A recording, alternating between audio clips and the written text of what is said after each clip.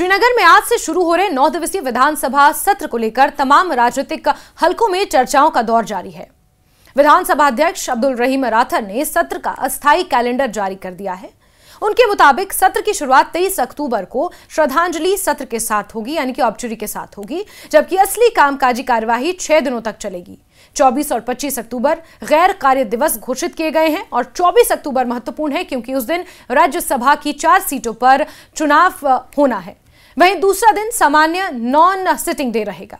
वहीं सरकारी कामकाज 27, 30 और 31 अक्टूबर को तय किया गया है, जबकि 28 और 29 अक्टूबर को क्रमशः प्राइवेट मेंबर्स के बिल और रेजोल्यूशन के लिए रखा गया है। इस बार का सत्र इसलिए भी चर्चा में है क्योंकि विपक्ष इसे सरकार की नीतिगत विफलताओं पर सवाल उठाने का अवसर मान रहा है। राज्य में राज्य का दर्जा बहाल करने, आरक्षण नीति में सुधार करने, नेशनल कॉन्फ्रेंस के घोषणा पत्र में किए गए अधूरे वादों पर भी विपक्ष सरकार को घेरने की तैयारी में है। उमर अब्दुल्ला ने इस सत्र से पहले अपनी पार्टी और सहयोगियों के साथ एक बैठक की। इसमें नेशनल कॉन्फ्रेंस के अलावा उनके समर्थक भी शामिल हुए। निर्दलीय विधायक और एमवाई तारिगामी भी मौजूद रहे। बैठक में तय किया गया कि किस तरह से विपक्ष के हमलों का जवाब देना है और राज्यसभा चुनावों के बीच पार्टी की रणनीति क्या होगी। उमर अब्दुल्ला ने मीडिया से कहा कि हम पूरी तैयारी के साथ जा रहे हैं, विपक्ष को हर सवाल का जवाब दिया जाएगा। यह सत्र विकास और जन कल्याण के मुद्दों पर केंद्रित होना चाहिए, ऐसा उमर अब्दुल्ला का कहना था। ये सेशन थोड़ा बाकी सेशनों से अलग है क्योंकि जैसे आप सब जानते हो, परसों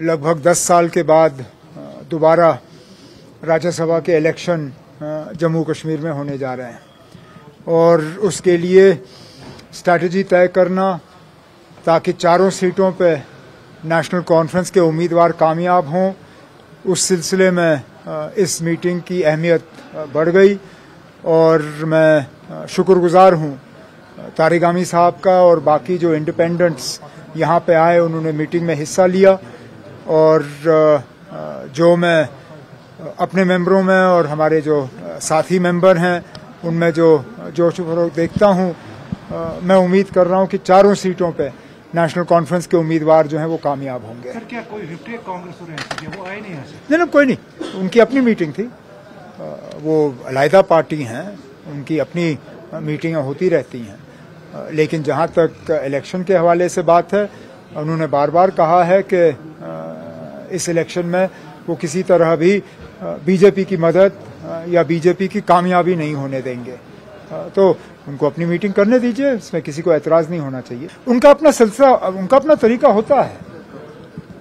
उनकी पार्टी और हमारी पार्टी में इतना तो फर्क है कि उनकी जो यहाँ पे लीडरशिप है, उनको अपने हाईकमांड के सिग्नल का इंतजार करना होता है। हम अपने फैसले यहीं करते हैं, लेकिन ये कोई नई बात नहीं है, ना इससे किसी को कोई परेशानी होनी चाहिए। लेकिन राजनीतिक तापमान पहले से ही बढ़ चुका है। कांग्रेस ने भी अलग से अपने विधायकों की एक बैठक बुलाई जिसमें सभी सदस्य मौजूद रहे। जम्मू कश्मीर कांग्रेस अध्यक्ष तारिक हमीद कर्रा ने कहा कि पार्टी जनता के मुद्दों को मजबूती से उठाएगी और विधानसभा के मंच का इस्तेमाल रचनात्मक तरीके से करेगी। उनका बयान साफ संकेत देता है कि कांग्रेस इस सत्र में न केवल भागीदारी निभाने जा रही है बल्कि विपक्ष के रूप में सरकार से जवाब भी मांगेगी। हालांकि वो गठबंधन का हिस्सा हैं, लेकिन गठबंधन में फिलहाल टकराव की स्थिति देखने को मिल रही है। कांग्रेस लेजिस्लेचर पार्टी की मीटिंग का इनेकाद हुआ, सभी मेंबरान शामिल रहे। असेंबली सेशन के बारे में जम्मू और कश्मीर को दरपेश सियासी, माशी और इंतजामी मामलात के अलावा तरक्याती मंजरनामे पर सैर हासिल बहस हुई। कांग्रेस लेजिस्लेटर पार्टी अपने अवाम के तय जिम्मेदारियों को निभाने के लिए वादाबंद है और असेंबली फोरम को इज्जत और एतबार के साथ इस्तेमाल करने की सलाहियत रखता है। मीटिंग में नेशनल कॉन्फ्रेंस के सदर जनाब फारूक अब्दुल्ला की जानिब से अलायंस पार्टनर्स को आज शाम के लिए मदऊ किया गया था, जिसमें मेंबरान असेंबली को शामिल होने के लिए कहा गया था। मेंबरान असेंबली की जायज़ एहसासात, जज्बात व ख्वाहिशात और तजावीज़ को कलमबंद करके कांग्रेस हाईकमांड के सामने रखा जा रहा है। फैसला लिया गया कि चंद अहम अमूरात के नज़ाकत के पेश नज़र आज की मीटिंग को कल शाम तक मज़ीद बहस व तमहीज़ के लिए मुलतवी रखने का फैसला किया गया। तकरा साहब, क्या इसका मतलब? बिल्कुल वही बात जो हमने अभी बताई आपसे कि आज हमने जो यहाँ पे बहस तमीज़ हुई उसमें सब मेंबरान ने अपने अपने बंद किया और उसको हम दिल्ली अपनी जो सेंट्रल लीडरशिप है उनके सामने रख रहे हैं और उनकी गाइडेंस का हम इंतज़ार करेंगे। इसलिए आज की मीटिंग नामुकम्मल रही और हम उसको कल तक मुलतवी करके उसमें दोबारा इस चीज को उठाएंगे। दरअसल जो कि आप ही ने कहा था कि राज्यसभा चुनावों के कारण यह सत्र राजनीतिक रूप से और भी अहम बन गया है। ये वही समय है जब एनसी और कांग्रेस के बीच गठबंधन को लेकर असहमति की खबरें तेजी पकड़ रही हैं। ऐसे में देखना यह होगा कि सदन के भीतर दोनों दल किस हद तक एक साथ खड़े रह पाते हैं। दूसरी ओर People's Democratic Party, People's Conference और आवामी इत्तेहाद पार्टी इस मंच को राज्य के दर्जे की बहाली, आरक्षण के पुनर्गठन और अन्य स्थानीय मुद्दों को उठाने के लिए इस्तेमाल करेगी। पीपल्स कॉन्फ्रेंस प्रमुख सज्जाद गनी लोन ने राज्य का दर्जा बहाल करने के लिए विधानसभा में एक प्रस्ताव पेश किया था, लेकिन सचिवालय ने उसे यह कहते हुए मंजूरी नहीं दी कि मामला अदालत में विचाराधीन है। यह निर्णय अपने आप में विवाद का विषय बन गया है क्योंकि विपक्ष इसे राजनीतिक सेंसरशिप बता रहा है। इस बार सत्र में सरकार की ओर से 3 अहम विधेयक भी पेश किए जाएंगे। इनमें जम्मू कश्मीर पंचायत राज अधिनियम 1989 और वास्तु एवं सेवा कर कानून यानी कि जीएसटी एक्ट 2017 में संशोधन के प्रस्ताव शामिल हैं।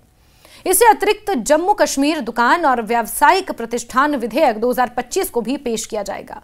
इन विधेयकों को पहले ही कैबिनेट की मंजूरी मिल चुकी है और इन्हें पारित कराने के लिए सरकार ने अपने संख्या बल पर पूरा भरोसा जताया है। विधानसभा सचिवालय को अब तक कुल 450 क्वेश्चंस मिले हैं जिन पर चर्चा होनी है। इसके अलावा 13 निजी सदस्य विधेयक और 55 निजी सदस्य प्रस्ताव जमा किए गए हैं। बीते सत्र में लंबित पड़े 33 निजी विधेयकों को भी 28 अक्टूबर के दिन प्राथमिकता से लिया जाएगा। हालांकि यह संभावना कम है कि सभी विधेयक सदन में पेश हो पाएंगे। यह संख्या अपने आप में इस बात का संकेत देती है कि जनप्रतिनिधि स्थानीय मुद्दों को लेकर कितने सक्रिय हैं। लेकिन सवाल यह भी है कि इसमें से कितनी पहल व्यावहारिक रूप से लागू हो पाएंगी। इससे पहले विधानसभा की बिजनेस एडवाइजरी कमेटी की बैठक स्पीकर के कार्यालय में हुई, जिसमें तय किया गया कि किस तरह से सत्र के 9 दिनों में अलग अलग सरकारी और निजी विधेयकों पर चर्चा के लिए समय का बंटवारा किया जाए। ये समिति एक तरह से पूरे सत्र की रूपरेखा का नक्शा तैयार करती है ताकि विपक्ष और सत्ता पक्ष दोनों के लिए बराबर अवसर सुनिश्चित किया जा सके। राजनीतिक विश्लेषक मानते हैं कि यह सत्र मुख्यमंत्री उमर अब्दुल्ला और उनकी सरकार के लिए कठोर परीक्षा साबित होगा। सरकार जहां विकास योजनाओं, पंचायत सुधार, निवेश नीति जैसे मुद्दों के जरिए जनता को विश्वास में लेना चाहती है, वहीं विपक्ष बेरोजगारी, भ्रष्टाचार, पारदर्शिता की कमी जैसे मसलों पर सरकार को घेरने की तैयारी में है। आने वाले दिनों में जो दृश्य विधानसभा में दिखेगा वो जम्मू कश्मीर की राजनीति की दिशा को भी तय कर सकता है। लंबे समय के बाद हो रही राज्यसभा चुनाव प्रक्रिया ने इस सत्र को और संवेदनशील बना दिया है। उमर अब्दुल्ला के लिए जहां ये अपनी राजनीतिक विश्वसनीयता को बचाने का मौका है, वहीं कांग्रेस और पीडीपी जैसी पार्टियां ये दिखाना चाहती हैं कि जनता के मुद्दों पर उनकी आवाज सत्ता से ज्यादा बुलंद है। कुल मिलाकर जम्मू कश्मीर विधानसभा का ये 9 दिवसीय सत्र केवल विधान प्रक्रिया नहीं बल्कि राज्य की बदलती राजनीति का प्रतिबिंब बन गया है। सत्ता और विपक्ष दोनों के लिए यह परीक्षा की घड़ी है। एक तरफ सरकार को अपनी नीतियों का बचाव करना है, दूसरी तरफ विपक्ष को जनता को यह विश्वास दिलाना है कि उनके सवाल केवल राजनीतिक नहीं बल्कि जवाबदेही की मांग है। आने वाले दिनों में यह सत्र सिर्फ राजनीतिक बहस नहीं बल्कि जम्मू कश्मीर की लोकतांत्रिक ऊर्जा की भी परीक्षा करेगा।